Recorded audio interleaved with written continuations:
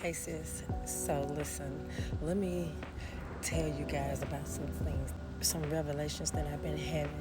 I'm out here sitting at the pool, the sun beaming, like learning to be grateful for where I am. I almost allowed the enemy to block where I am. When you start praying and when you start believing God to bless you with something or get you out of some certain situations, you got to make sure that you don't allow the enemy, once you come out of that situation, you don't allow the enemy to put you back in it. And I'm going to be very transparent with you. When I moved and I got into my own personal space where I'm able to be grateful, one, because I'm standing in a prayer. I told you about my 8-year prayer. I'm standing in that 8-year prayer. I still had the mindset of where I came from. Now you got to get into the space where when God rescues you or He delivers you from a situation, you got to let that situation go. Because my skin looks so good. I'm sorry. Because if you don't let that situation go, it's going to consume you. And it doesn't matter if you're in a new area and you're out of that situation physically. If you're still stuck in that situation in a mental capacity, that's even worse.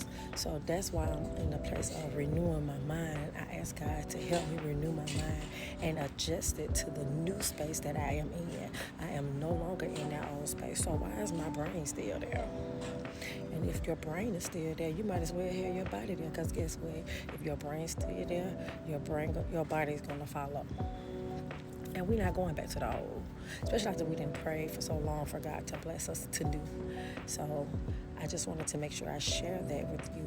We are renewing our minds. And we are being grateful. And we are adjusting to the new level of your life, to the newness of your life, because this is just the beginning. This is just the first step. You got more greatness to come, and I'm so excited that you guys are going to be on this journey with me, because I'm just going to show you guys that if little old me, Candace from Birmingham, can be blessed with a prayer to be in a blessing to where I am, oh, you can too. So like I said, once God rescue you from whatever, or He deliver you from whatever situation that you may be in, don't allow the devil to put you back in there, because he will use people, he will use places, he will play off your fears, he will play off everything. You are no longer in that space anymore. And he knows that you got the key. The first thing I started doing was changing my mindset. Even while I was in my last situation, I would sit there and I would get into my spell. Y'all know I used to love sitting in my car, so I'd be in my car for hours. I'd be in my car for hours, just watching videos, reading Bible, writing in my journal, doing whatever that can get me into a space of where I wanted to be. I would pretend, I would keep it in my head, I would keep that peace. And next thing you know, God got me in a place. I'll be honest with y'all, since I've been in my new space, I probably sat in my car like twice. And I've been here, this is going to be my 3rd week being here.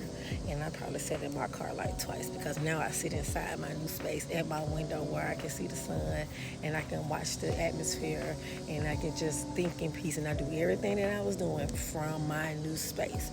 And I promise you, that first week, I almost allowed the enemy to wreck me. I was too much concerned about what was going on at the old space and how I was going to be perceived, or and that's what the enemy wants you to do. He wants you to get discouraged, and we're not getting discouraged for nobody, especially when you decided to come out of a dark place. You've been in a dark place and God finally delivered you, and you want to get into your place of light, and you're going to let somebody else try to keep you there. The devil is a lie. Now, come on now, sis. We new levels now. Yeah, they said new levels, but that devil get weaker and weaker the higher you go. his voice get weaker and weaker, and God's voice is getting stronger and stronger.